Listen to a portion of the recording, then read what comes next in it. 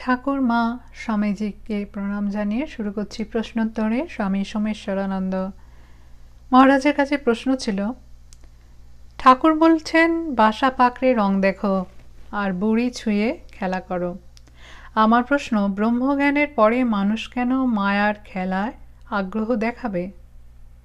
মহারাজ আমাদের উত্তরে জানাচ্ছেন, ব্রহ্মজ্ঞানীর কথা থাক, আগে বোঝা যাক এটা আপনার আমার জীবনে কেন গুরুত্বপূর্ণ। আমাদের কি অবস্থা? বিভ্রান্তি এলে কার উপদেশ নেব, কে বিশ্বাসযোগ্য তা জানি না। মা বাবাকে শ্রদ্ধা করলেও মনে করি যে তারা আধুনিক জগতের খবর বিশেষ রাখেন না। শিক্ষকদের উপর ততটা ভরসা নেই। রাজনেতাদের মনে করি চোর। সাধুদের উপরেও সন্দেহ। সাংবাদিক, পেশাদার, বিশেষজ্ঞ সবাই টাকার জন্য কাজ করে। এভাবে আমার আপনার কাছে বিশ্বাসযোগ্য মানুষ নেই তেমন। কারোর উপর নির্ভর করতে পারছি না। ভালো রেজাল্ট করতে চেষ্টা করছি পড়াশোনায়, কিন্তু চাকরি পাওয়াও অনিশ্চিত। সন্তানকে ভালো স্কুলে পড়াচ্ছি, কিন্তু সে মানুষ হবে কিনা জানি না।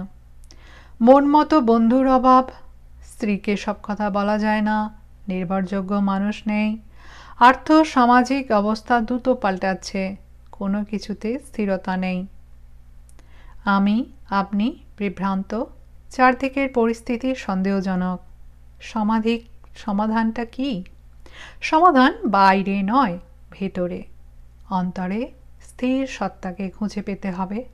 আর এটা পাওয়া যায় জপ ধ্যানের মাধ্যমে। আপাতত অন্তরের এই স্থির সত্তাই বুড়ি বা বাসা। এর উপরে দাঁড়াতে হবে, স্থির হতে হবে এই অস্থির সমাজ পরিস্থিতির মোকাবিলা করতে হলে। আর এই স্থির সত্তাকে ধরতে পারলে জীবন পাল্টে যাবে আপনার আমার। তখন অনিশ্চিত পরিস্থিতি হয়ে উঠবে নতুন রহস্য, অসীম সম্ভাবনার প্রকাশ। সাহস ও কৌতূহল নিয়ে এর অনুভব করলে এটি আর ভীতিজনক নয়, বরং হয়ে উঠবে নিত্য নতুন আনন্দের উৎস। আগে যা ছিল স্থিতিশীল একঘেয়ে, এখন তাই হয়ে উঠেছে নিত্য নতুন বর্ণময়। আগে বিরোধী চিন্তাকে মনে হতো শত্রু, ভীতিজনক। এখন বুঝি একই সত্যকে দেখার আরেক দৃষ্টিকোণ এটি, লক্ষ্যে পৌঁছাবার আরেক পথ। অনুভব করি যত মত তত পথ। জীবনের সৌন্দর্য মনে প্রাণে ভরে ওঠে।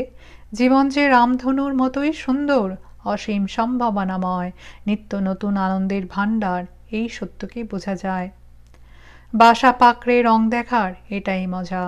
চারদিকে কত রং, অজস্র বর্ণের খেলা।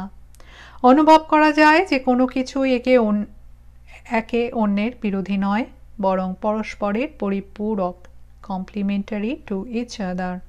বুঝতে পারা যায় যে এই জগতে কোনো কিছুই অনাবশ্যক নয়, অপ্রয়োজনীয় নয়। হিমালয় থেকে পিঁপড়ে সবই দরকার। বেলের শাঁস, বিচি, খোল সবই নিতে হয়, না হলে ওজনে কম পড়ে।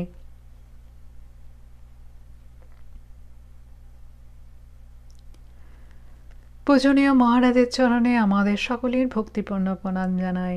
সকলে ভালো থাকুন, আনন্দে থাকুন। চ্যানেলটি ভালো লাগলে শেয়ার করুন, সাবস্ক্রাইব করুন। অনেক ধন্যবাদ।